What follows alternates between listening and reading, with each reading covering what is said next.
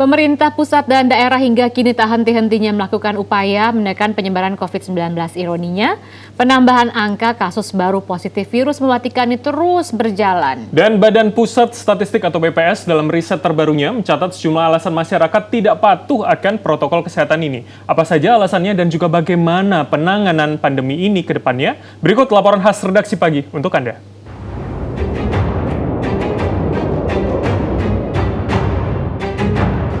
Hingga Senin 28 September, jumlah kasus baru positif COVID-19 di Indonesia bertambah 3.509 hingga kumulatif mencapai kini 278.722 kasus. Kian tingginya angka kasus baru ini mengundang keprihatinan banyak pihak.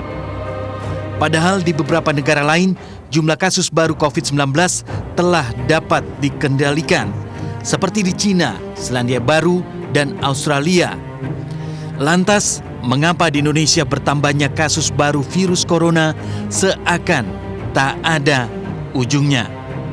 Dalam riset yang dilakukan oleh Badan Pusat Statistik BPS pada awal September lalu, terungkap sejumlah alasan yang menjadi penyebabnya.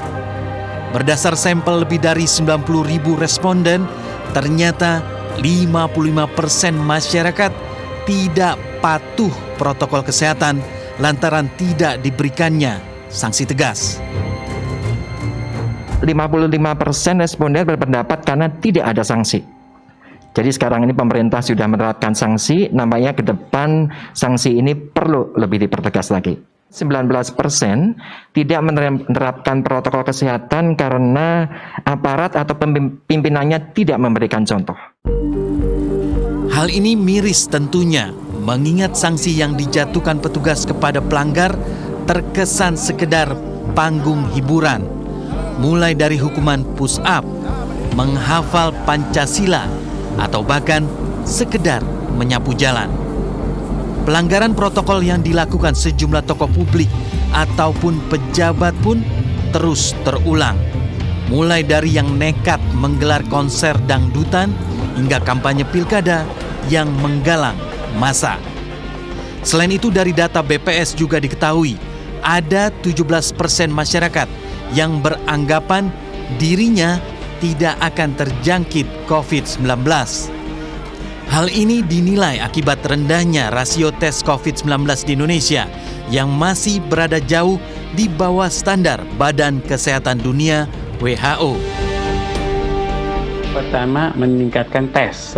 Menurut saya ini dunia internasional termasuk WHO sudah memandang bahwa kenapa Indonesia nggak mampu melakukan tes yang lebih banyak. Karena harusnya Indonesia itu mampu melakukan tes lebih banyak. Di lain sisi, Presiden Joko Widodo juga terus mengingatkan seluruh pihak terkait agar fokus menekan angka kematian dan meningkatkan angka pasien sembuh.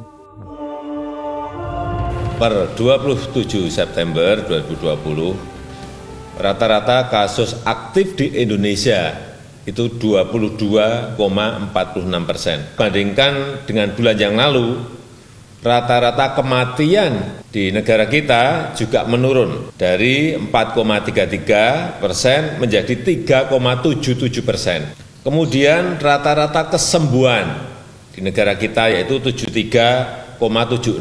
Kita harapkan nanti angka kematian akan semakin menurun, kemudian angka kesembuhan akan semakin lebih baik lagi.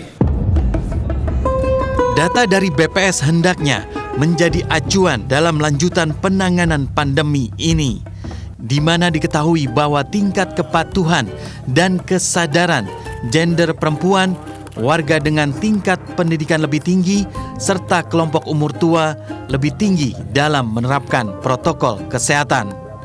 Hal ini menjadi tugas rumah pemerintah dalam sosialisasi pentingnya protokol kesehatan dengan menyasar kalangan yang lebih kerap melanggar baik dari segi gender, tingkat pendidikan, serta kelompok umur. Tim Liputan Transmedia.